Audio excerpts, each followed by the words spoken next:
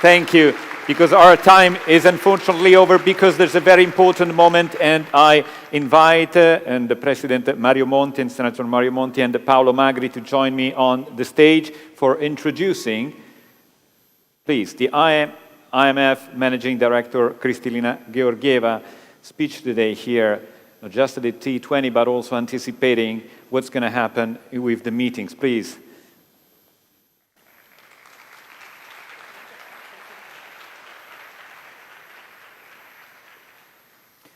Now, I think it's the time for introducing the speech of Kristelina Girgeva, Managing Director of the International Monetary Fund. Buongiorno a tutti voi. Thank you for the warm welcome, and many, many thanks to Bocconi University and the global think tank community for inviting me to this important G20 event. And I'm delighted to join Mario and Paolo for our discussion today. I am sure that the students at Bocconi University, like young people everywhere, are excited about their return to in-person learning and come to it with renewed sense of energy and optimism. And that brings me to the good news on the global economy. Over the past 10 months, vaccines have helped save millions of lives. And together with extraordinary policy support, this has allowed us to push forward, moving from crisis towards recovery. But that is only part of the story. We face a global recovery that remains hobbled by the pandemic and its impact. We are unable to walk forward properly. It is like walking with stones in our shoes. The most immediate obstacle is the great vaccination divide. Too many countries with too little access to vaccines, leaving too many people unprotected from COVID. At the same time, countries remain deeply divided in their ability to respond, in being able to support the recovery, and their ability to invest for the future. But we cannot secure a stronger recovery everywhere and shape a better post-pandemic world for all unless we work together to overcome these divides. And this will be the focus of our annual meetings next week. Let's look at the economic picture. In July, we projected global growth at 6% in 2021. As you will see in our updated World Economic Outlook next week, we now expect growth to moderate slightly this year. But the risks and obstacles to a balanced global recovery have become even more pronounced. The stones in our shoes have become more painful. I will focus on three of them. The first is the divergence in economic growth. The United States and China remain vital engines of growth, even as their momentum is now slowing. A few advanced and emerging economies are still gaining momentum, including Italy and Europe more broadly. By contrast, in many other countries, growth continues to worsen, hampered by low access to vaccines and constrained policy response, especially in some low-income nations. And this divergence in economic fortunes is becoming more persistent. Economic output in advanced economies is projected to return to pre-pandemic trends by 2022, by next year. But most emerging and developing countries will take many more years to recover. This delayed recovery will make it even more difficult to avoid long-term economic scarring, including from job losses, which hit young people, women, informal workers, especially hard. The second stone in our shoe is inflation. Headline inflation rates have increased rapidly in a number of countries, but again, with some more affected than others. While we do expect price pressures to subside in most countries in 2022, In some emerging and developing economies, price pressures are expected to persist. One particular concern with inflation is the rise in global food prices, up by more than 30% over the past year. Together with rises in energy prices, this is putting further pressure on poorer families. More generally, inflation prospects remain highly uncertain. A more sustained increase in inflation expectations could cause a rapid rise in interest rates and a sharp tightening of financial conditions. This would pose a particular challenge for emerging and developing economies with high debt levels. And that brings me to the third stone, debt. We estimate that global public debt has increased to almost 100% of GDP. Much of this reflects the necessary fiscal response to the crisis, as well as the heavy output and revenue losses due to the pandemic. And here we see yet another deep divide, with some countries more affected than others, especially in the developing world. Many started the pandemic with very little fiscal firepower. Now, they have even less room in their budgets and very limited ability to issue new debt at favorable terms. In short, they face tough times and are caught on the wrong side of the fiscal financing divide. So how do we go about removing these stones from our shoes and overcoming these divisions and obstacles to recovery? So here is our answer.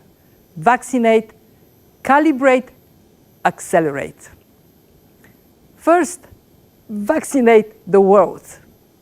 We can still reach the targets put forward by the IMF with the World Bank, WHO, and WTO to vaccinate at least 40% of people in every country by the end of this year and at least 70% by the first half of 2022. But we need a bigger push. We must sharply increase delivery of doses to the developing world. Richer nations must deliver on their donation pledges immediately. And together we must boost vaccine production and distribution capabilities, remove trade restrictions on medical materials. In addition to vaccines, we must also close a $20 billion gap in grant financing for testing, tracing, therapeutics. If we don't, large parts of the world will remain unvaccinated, and the human tragedy will continue. That would hold the recovery back. We would see global GDP losses rise to $5.3 trillion over the next 5 years. Let's go to the second piece of our answer. Calibrate policies to country circumstances. The longer the pandemic is with us, the more persistent the divisions between countries will be, and the more difficult and varied the policy choices become.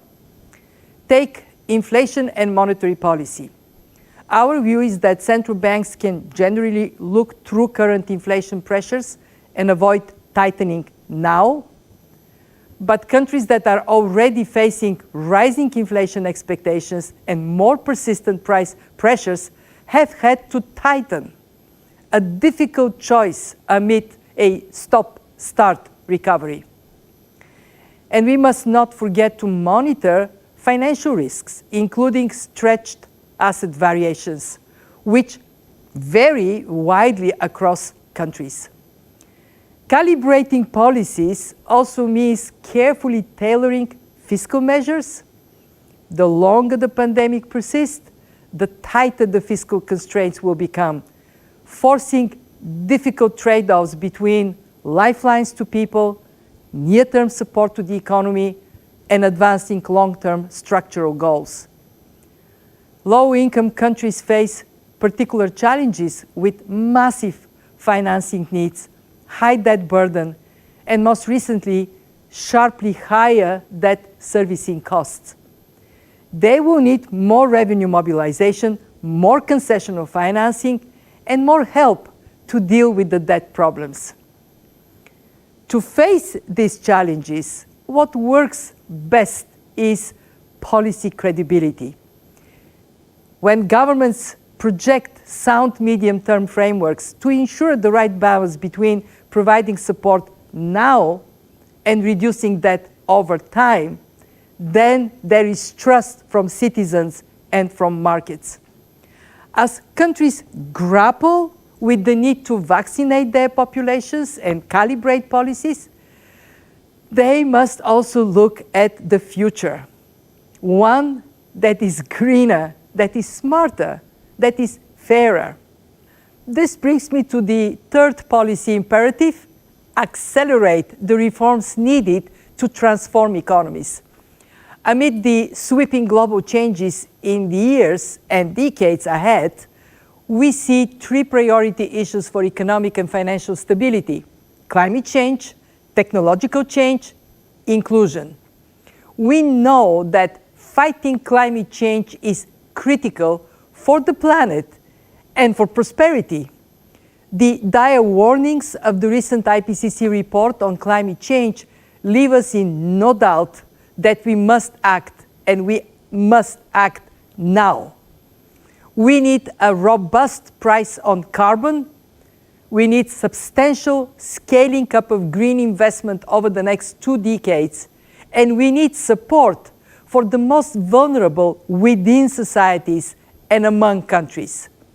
This will help ensure a transition that benefits all, and one that is just.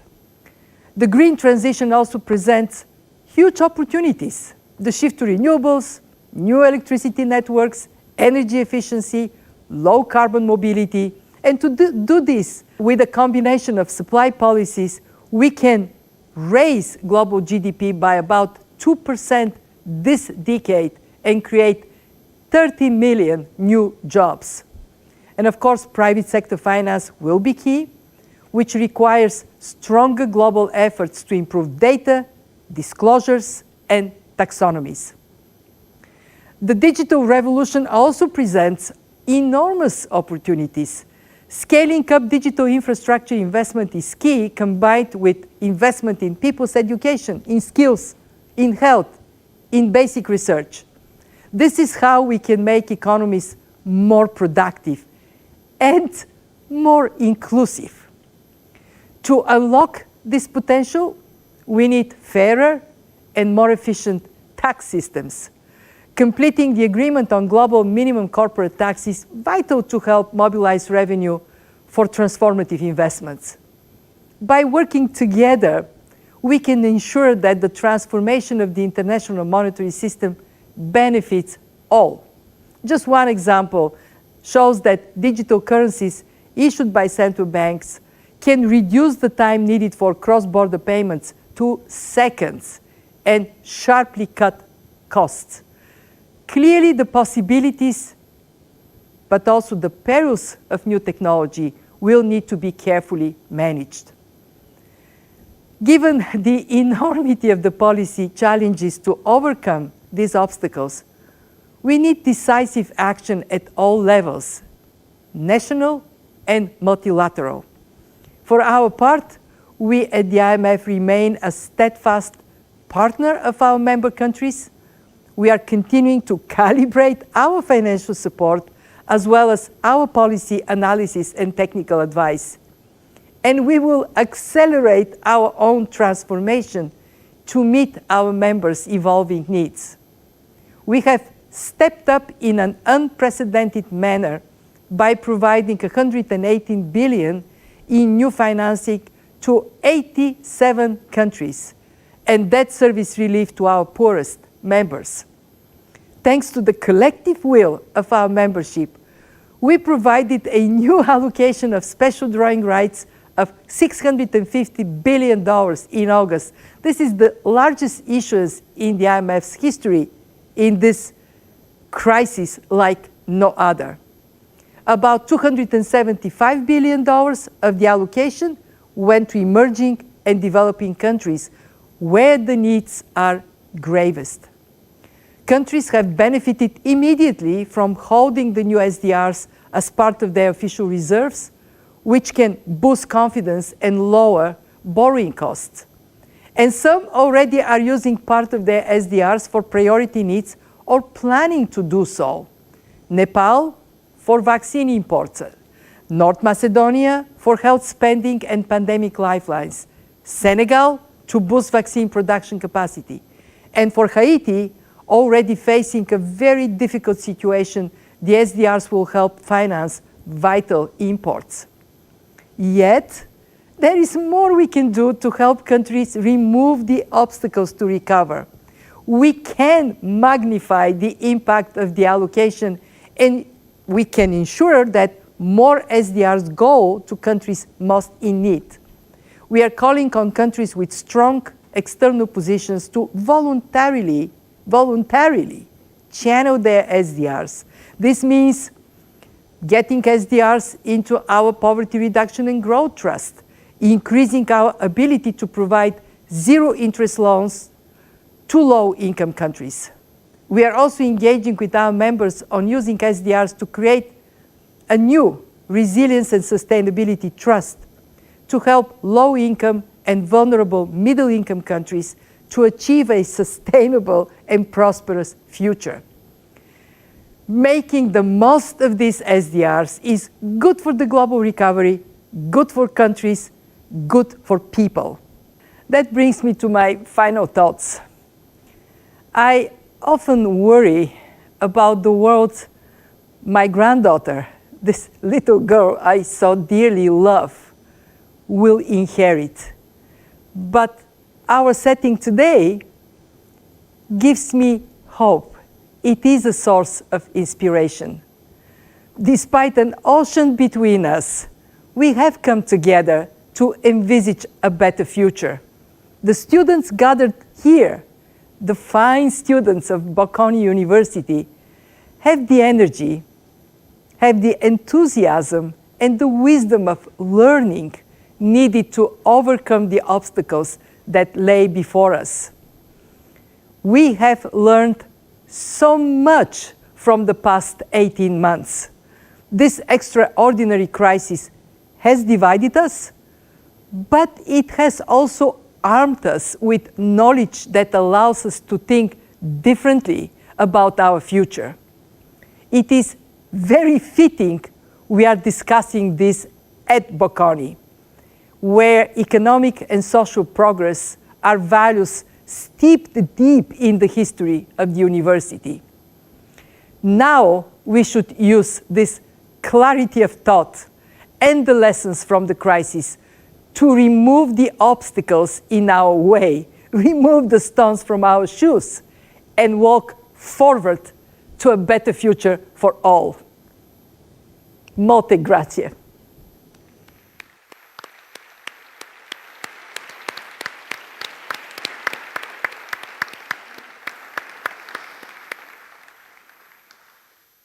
Thank you so much, dear Kristelina.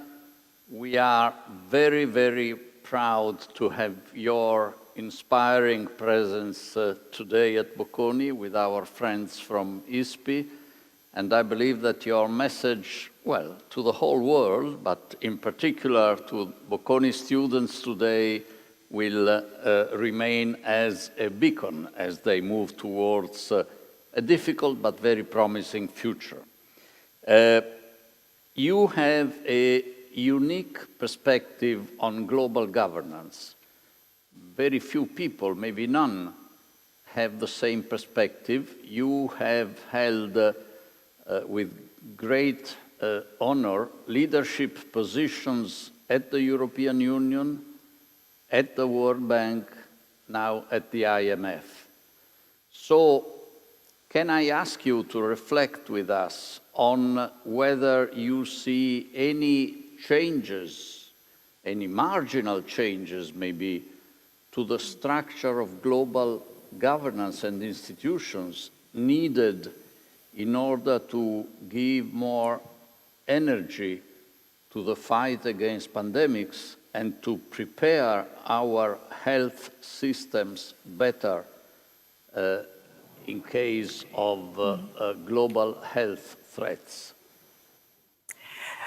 Thank you very much, Mario. My most sincere thanks to Boccoli University and to ISPI, and I'm so honored that Paolo is also with us for bringing me to this remarkable T20 series of events.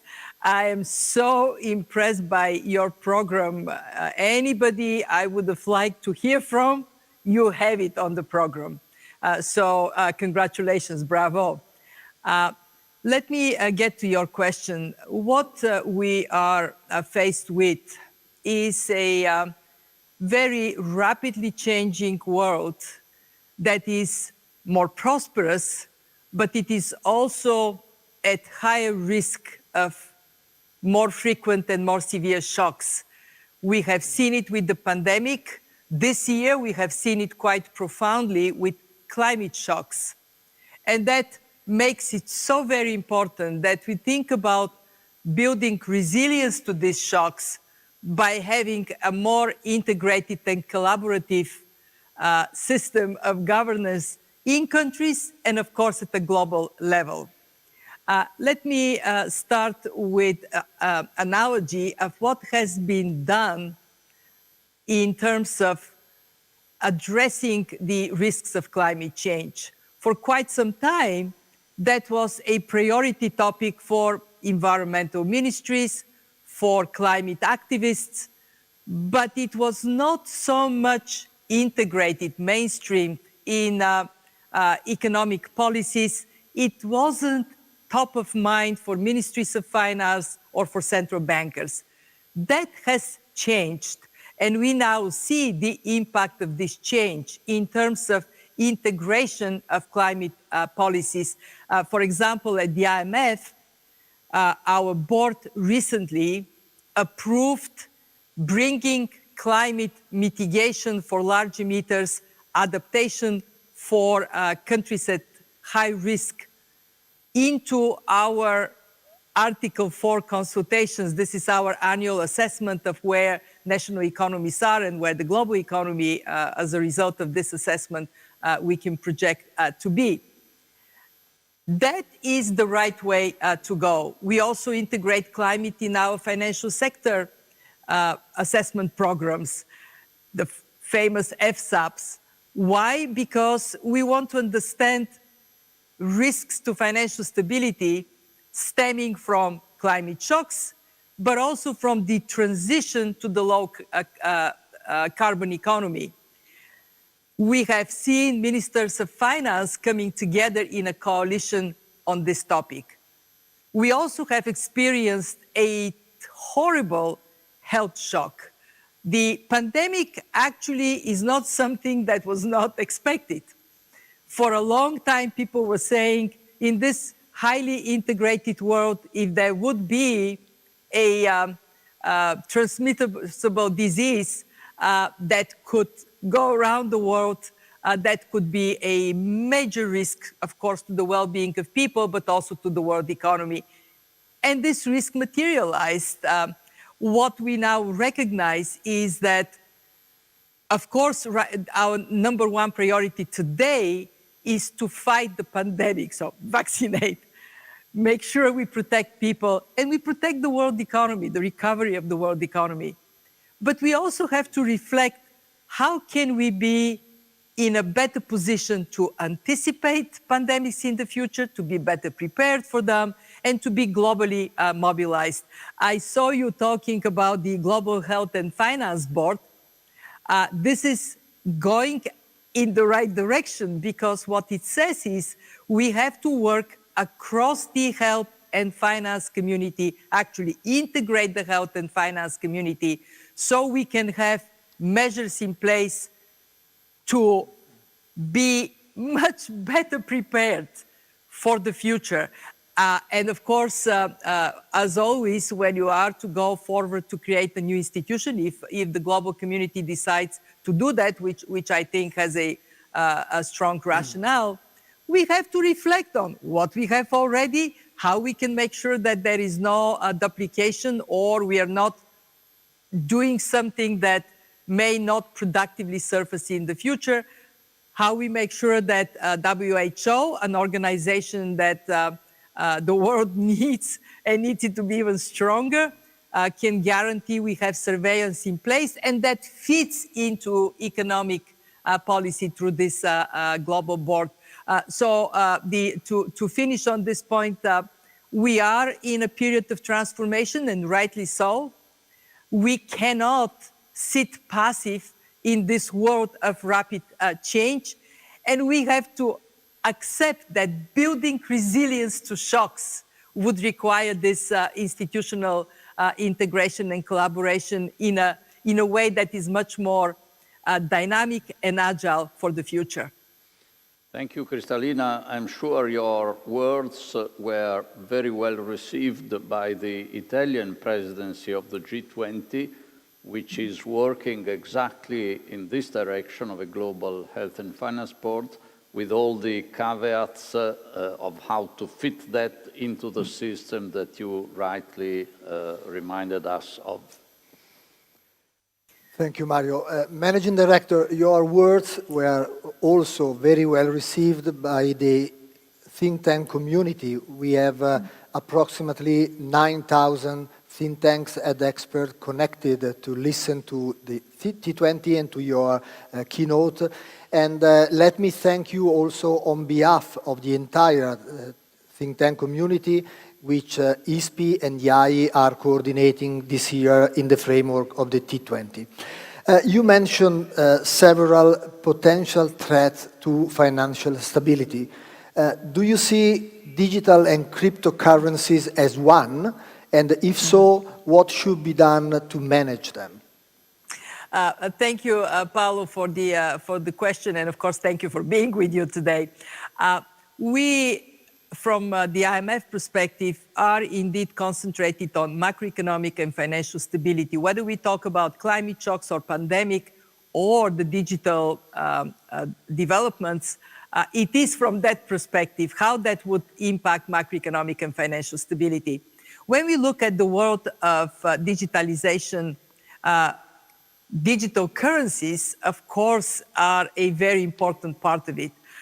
Before the pandemic, remember, we used to say the future is digital. With the pandemic, the future has arrived, and very prominently in the world of money. So let me first talk about the opportunities that this presents. We are now in a position to fairly quickly accelerate transfers of money to make it seamless and less costly. But to do so, we need to be clear about what do we mean by digital money first. When we look at this universe, the most reliable are central bank digital currencies. Why? Because they have the backing of the state and they are integrated in the monetary policy thinking of a state. Central bank digital currencies are still a novelty. In fact, there is only one in existence at this point. The Bahamas issued their cent dollar, the first country to have central bank digital currency, but they're going to be quite prominent. We did a survey of our membership, and it was very impressive. 110 countries are at some stage of looking into CBDCs, into central bank digital currencies. So that is going to be moving quite rapidly. And of course, that presents on its own a very important question. How do we guarantee interoperability of central bank digital currencies? How we make sure that we coordinate globally the impact that they may have on monetary policy. The second component of digital money are stable coins and e-money. They're privately issued, but they are convertible to national currency one-to-one. M-Pesa in Kenya or USD in the United States. They have backing in assets, they're liquid, and in that sense, they do fill the digital a gap in privately issued money. And then comes the third category of money that is actually called money, but is de facto assets, like bitcoins. They are a privately issued, but not backed by assets, means of holding value. And this value is more volatile.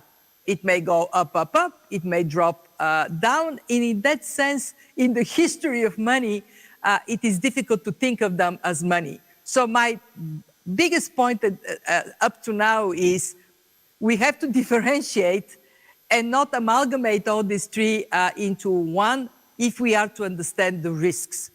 When we think about the critical issues to consider, number one is trust.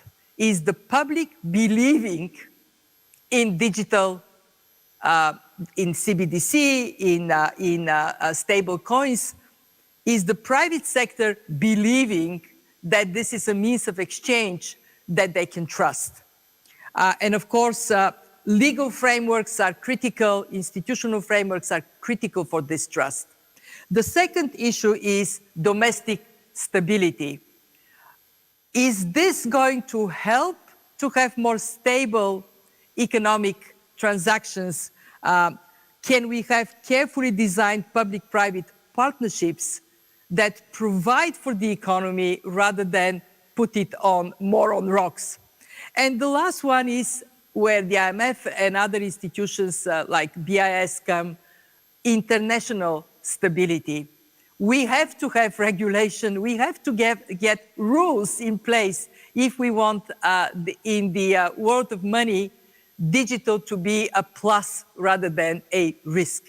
And it is very impressive how much the international community, the central banks, institutions like ours, are now actively engaged to make sure that in this fast-moving world of digitalization, money is a source of confidence and helps the economy function rather than a risk. Thank you. Mario? Now, if I may, a quick but maybe somewhat sensitive question, Kristelina. Mm-hmm. Under your leadership, the IMF cares and studies inequalities much more than before. And I salute this. I believe that all the organizations and national governments should. Now, there is a view, as you know, that a prolonged period of highly accommodating monetary policies pursued by the largest central banks in the world for some years now may contribute to inequalities in income and assets. What's your view on this?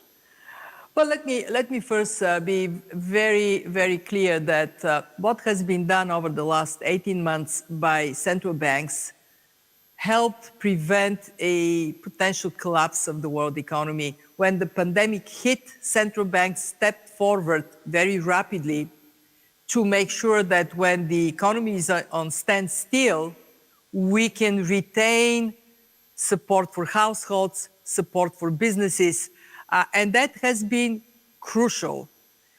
What it also has done is to keep interest rates low, and in fact, what we see is that going up, but that service in many places has been going down.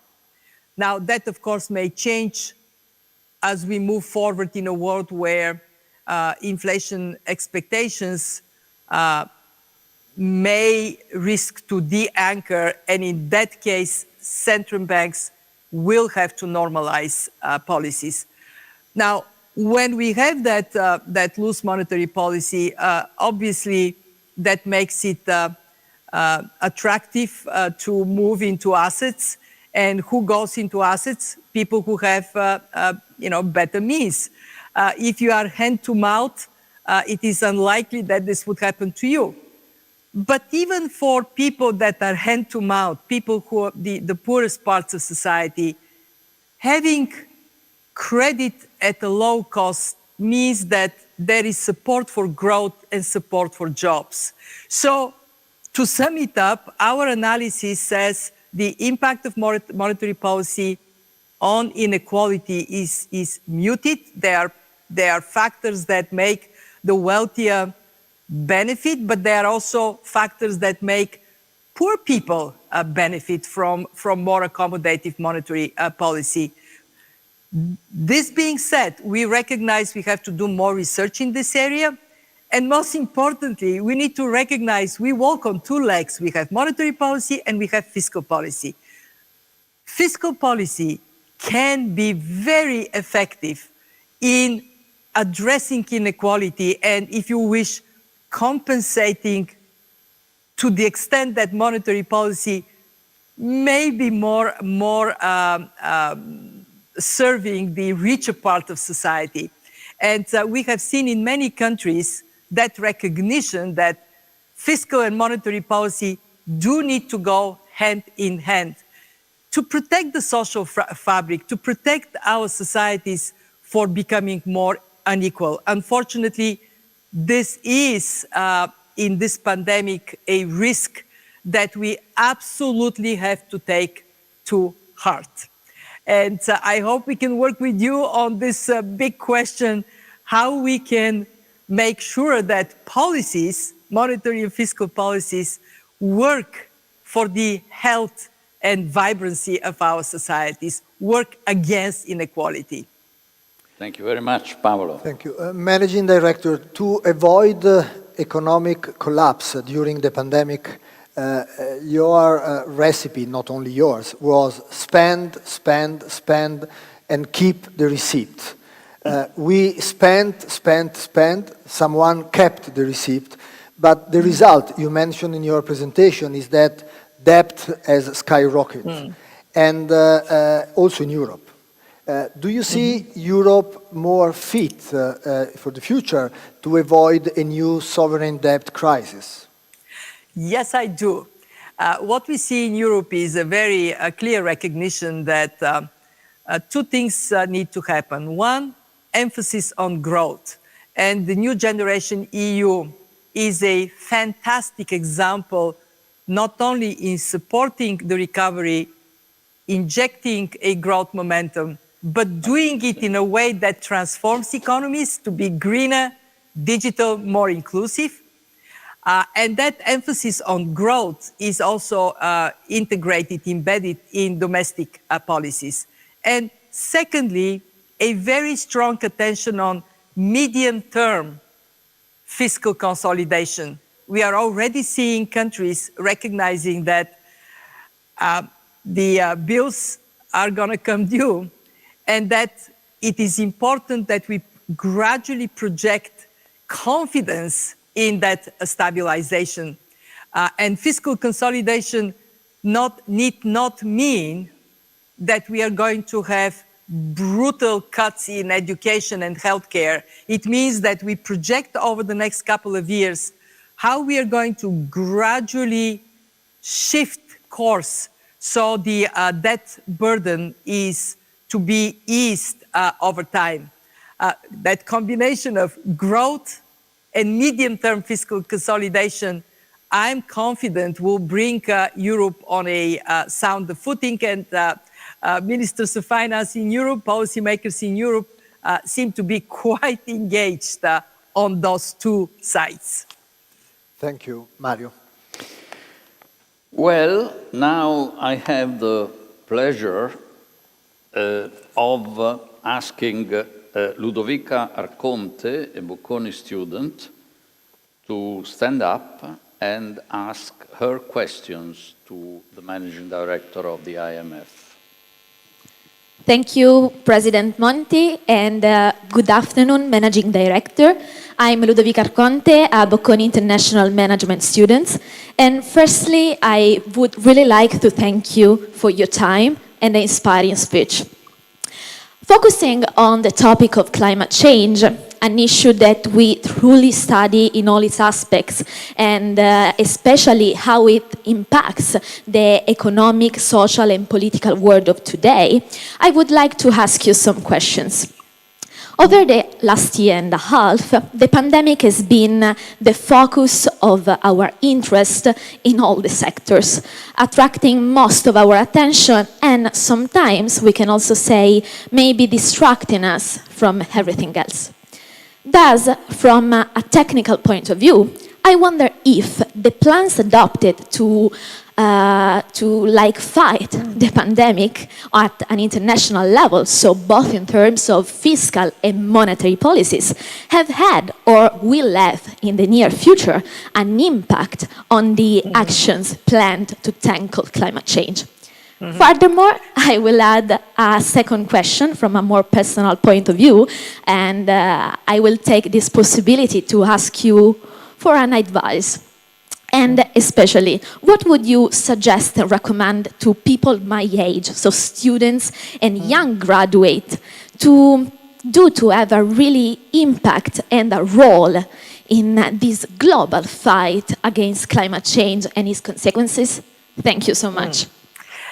Thank you very much, Ludovica. Great questions. To your first question, when the pandemic hit, many, myself included, were worried that the climate crisis may fall off the cliff of our attention. That didn't happen. On the contrary, what we see is a stronger recognition that climate shocks like the pandemic can be hugely destructive and undermine our future. What is so critical is to recognize that the fight against climate change is also an opportunity for a tremendous transformation in the way we work, we live, we communicate, we move around, an opportunity not to be missed. At the IMF, we came up with a construct of what absolutely must be done. One, we have to create the incentive for shifting to low carbon. And as economists, what is the incentive? Price carbon. We must gradually go up globally with the price on carbon. We believe that from the $3 a ton it is today, it has to be $75 a ton by 2030. Some say even higher. Move in that direction so we insensitize low carbon production, low carbon lifestyle. Two, invest from the public sector in the ingredients that help this transition and generate massively employment as a result. And three, and the third piece is so critical, we must make sure that there is a fairness in that if you are a miner, coal miner, that society cares about you, that there is a transition path for you. In other words, that if we generate revenues from carbon, we have to spend some of this money to make sure that those affected by the transition are supported. And I very strongly believe that we are at a cusp of a massive opportunity becoming a reality as we unite. You know that COP26 is knocking on the door. Italy plays a very important role. And that takes me straight to your second question. What can you do? Speak up, engage, and think about the importance that this moment in history has for all of us.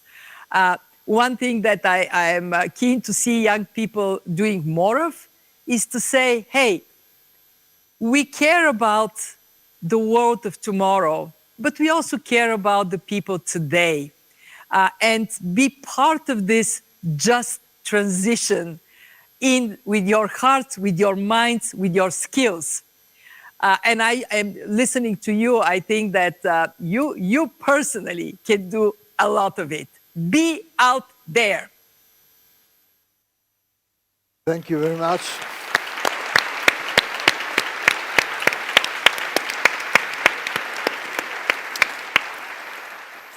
Managing Director, I mentioned the 1,000 think tanks which are following you.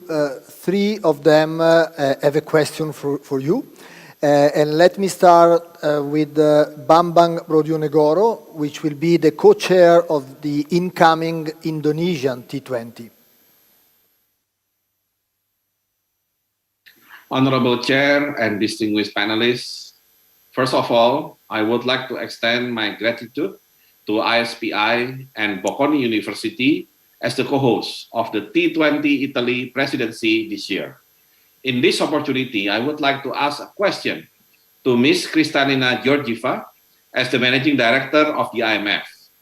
My question is, how and to what extent international cooperation or efforts can help find and channel the trillions of dollars needed by emerging economies to close their digital and green gap? Thank you very much. Thank you, Bambang, and good luck. We have a second question, Kristelina. Honorable Chair and distinguished. We have a second question from Rose Ngugi, Executive Director of the Kenya Institute for Public Policy Research and Analysis. My name is Rose Ngugi, Executive Director, KIPRA. I want to thank the Italian Institute for International Political Studies and Bocconi University for this opportunity, and Ms. Kristelina Girgeva, Managing Director, IMF, for agreeing to take my question. With COVID-19, significant efforts have been made to relieve debt burden for less developed countries, including through our debt service suspension initiative, our zero interest rates on IMF lending facilities, and debt treatment under the common framework. My question is, how do we further strengthen the efforts for debt restructuring for less developed countries, particularly in Africa, and what remains to be done to better engage the private sector? Thank you. And let's now move to the third question from Carlos Ivan Simonsen Leal, who is president of Getulio Vargas Foundation, since many years an historical partner of Bocconi University and also as a think tank also of ISPI. Carlos. Good afternoon to all. I would like to thank ISPI and Bocconi University for the opportunity to put a question to Mrs. Girgeva here today. Mrs. Girgeva, my question is the following. The most important central banks in the world are preoccupied with a possible rise of inflation, and therefore they will react to it. It is possible that this action will trigger a very nefarious effect on emerging markets. And that may backfire to the rest of the world. I would please ask you to tell us what are your thoughts about that and how we may hope for some coordination among central banks so that the effects will be minimal. Thank you. Great questions. We have limited time, so I would shoot straight to the first one. Thank you for asking about the international cooperation to mobilize the substantial financing needed for this transformation to green and digital future. What is required at international level is, one, fulfill commitments made. There is $100 billion a year commitment to help developing countries cope with the climate crisis. We ought to see that commitment fulfilled. Two, work with countries so they are more attractive for private capital. The countries themselves have a responsibility, rule of law, transparency, a good investment climate. But we as international community also have responsibility. International financial institutions collectively can be very supportive for that attractiveness. And we need to, third part of the answer is we need to innovate. We have to come up with instruments that are removing obstacles for this massive mobilization of financial means in the developing world. Take, for example, first loss guarantee. If we were to imagine a world in which there is a standardized first loss guarantee facility that when the investor sees it in the country, knows exactly what it is, it may help us move. We also have seen huge mobilization of innovation in terms of green finance and massive increase in that area. The more we can do to standardize reporting and make it believable, trustworthy, the more we would see the financial flows going where they're most needed, and we will play our role in that. On the question of debt, we have seen a very important breakthrough with the G20 common framework that brings all lenders, including private sector, to provide support for debt resolution in highly indebted countries. We have 3 countries that ask for treatment: Chad, Ethiopia, Zambia. Very important that we succeed, that the creditors and the debtors are able to move forward, so more countries are to step into that. But beyond that, I would mark 3 requirements for success, especially for private sector participation. First, debt transparency. We cannot be in a situation when we only see the tip of the iceberg, we don't know what is underneath. And the IMF is very engaged to help with that transparency. Second, sound debt management. And again, we provide a lot of support to countries to do that. And third, advancing the regulatory environment so private sector participation is more effective. For example, for climate events, why not have a standardized clause that allows a country to have a breathing space as the shock hits? Moving in that direction on debt is hugely important, as we know that the debt burden is going up, and we at the IMF are concentrated on debt sustainability analysis and engaging with all players. So we do not allow debt build-up to turn into a crisis.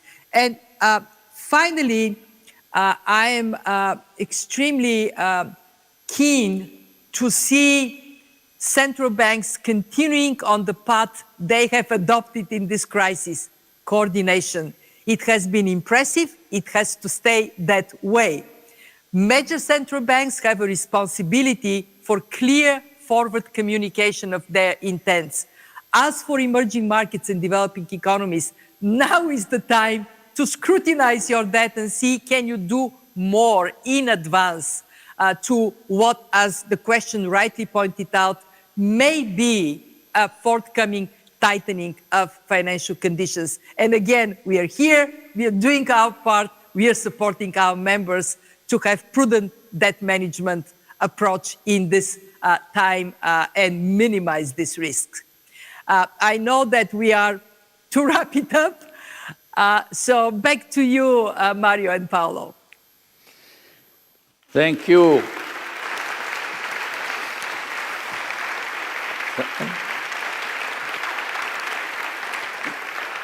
Thank you so much, Kristelina, for being with us today and for having shown us with great simplicity what leadership is, from analysis to policy clarity, to charisma and to inspiration. And we wish you all the best for your current and future work at the helm of the IMF.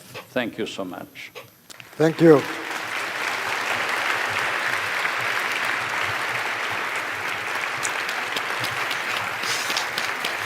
Thank you.